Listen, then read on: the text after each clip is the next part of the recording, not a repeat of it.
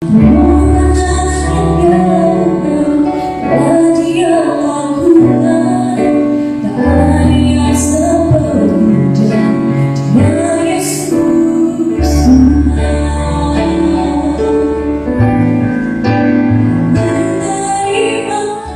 yang dikasihi Tuhan Yesus Kristus, saya Pendeta STP Siahaan dari Yayasan BKS Marturia akan menyampaikan firman Tuhan kepada saudara-saudara. Mari kita berdoa.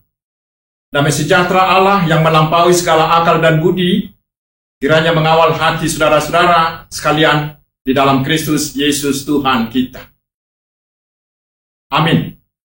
Saudaraku, khotbah hari ini bertemakan Tuhan tempat perlindunganku, yang didasarkan pada firman Tuhan yang tertulis di kitab Mazmur pasal 31 ayat yang pertama hingga ayat yang ke-9, tetapi saya bacakan hanya ayat 2 hingga ayat yang ke-4. Padamu Tuhan, aku berlindung. Janganlah sekali-kali aku mendapat malu. Luputkanlah aku oleh karena keadilan-Mu. Sendengkanlah telingamu kepadaku. Bersegeralah melepaskan aku.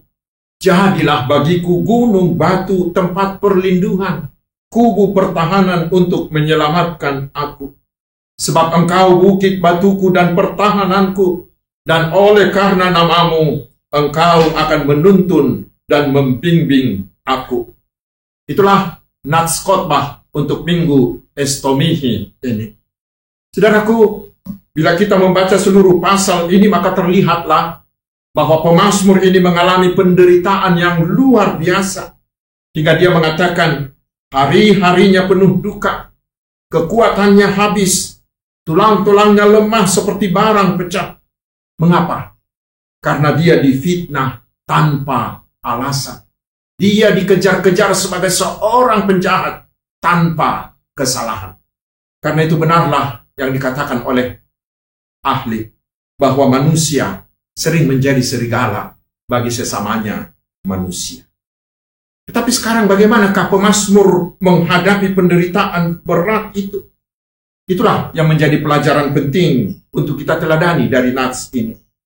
Ternyata pemazmur hanya datang kepada Tuhan. Walau dia menderita dengan sangat, tetapi imannya tetap terjaga. Walau derita demi derita mendera hidupnya, tetapi imannya tidak mati. Tetapi sama seperti Tuhan Yesus di kayu salib, dia mengatakan di ayat 6, "Ke dalam tangan-Mu kuserahkan nyawaku." Dalam segala kepasrahan, dia berestomihi, mengatakan di ayat 3, "Jadilah gunung batu tempat perlindunganku." Sama seperti nyanyian kita yang mengatakan batu karang yang teguh. Saudaraku yang dikasihi Tuhan Yesus Kristus, hidup kita acap dipenuhi penderitaan. Kadang berombongan seperti banjir melanda hidup kita. Bahkan zaman yang canggih dengan zaman digital dan virtual ini ternyata sering menambah derita kita. Lalu sekarang yang perlu adalah, apakah yang menjadi pegangan yang kuat bagi kita sehingga kita tidak ditelan, tidak terkubur oleh derita itu? Mari saudaraku, segeralah berestomi. Jadikan Tuhan menjadi tempat perlindunganmu, menjadi benteng yang teguh bagimu. Mengapa? Karena Dia adalah Allah yang maha kuasa. Dia adalah Allah yang sanggup melakukan apapun. Jangankan masalah kita, dosa kita, si iblis pun telah dikalahkannya melalui kematian Tuhan Yesus Kristus, melalui kebangkitan Tuhan Yesus Kristus. Kuasa yang begitu besar itu telah dikalahkannya. Dia adalah Allah yang sungguh-sungguh mengasihi kita, karena Dia mau memberikan anaknya yang tunggal, Tuhan Yesus, mati untuk menyelamatkan kita. Saudaraku, pemazmur Daud ini sangat yakin bahwa Allah kita adalah Allah yang sanggup melakukan apapun untuk menyelamatkan kita. Dan dia telah mengalaminya berkali-kali. Tuhan selalu meluputkan dia dari segala derita, dari semua kejaran-kejaran orang-orang yang membenci dia. Tuhan menyelamatkan dia dari usaha pembunuhan oleh Saul dan dari semua musuh-musuhnya. Dia yakin Allah selalu punya cara tersendiri. Selalu saja ada cara Tuhan untuk menyelamatkan orang yang percaya kepadanya. Kita melihat bagaimana Tuhan menyelamatkan Daniel dari mulut singa dan dari api yang bernyala-nyala itu. Kita bisa melihat bagaimana Tuhan memberi makan Elia melalui burung gagak dan banyak lagi cara Tuhan. Saudaraku, berestomihi itu membuat hidup kita menjadi aman dan tenang. Berestomihi itu membuat hidup kita menjadi aman dan tenang.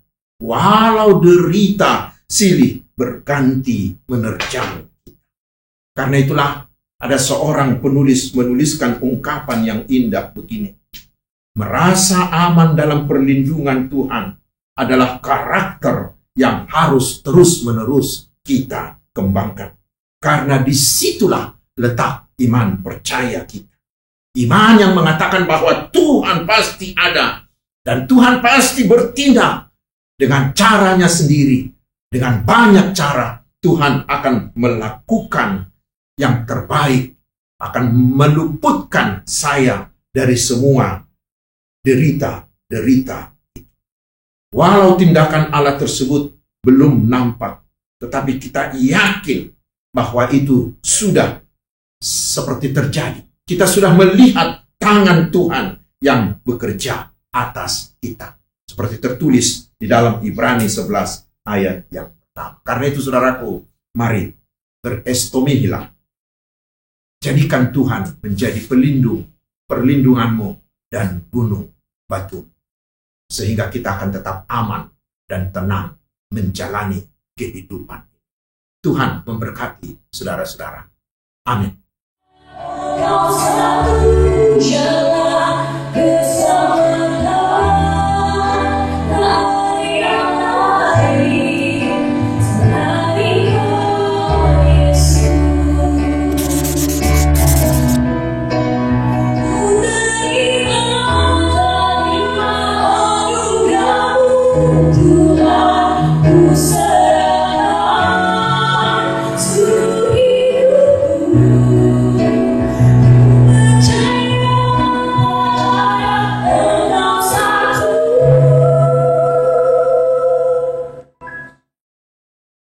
Bersama kau tak ada yang lain.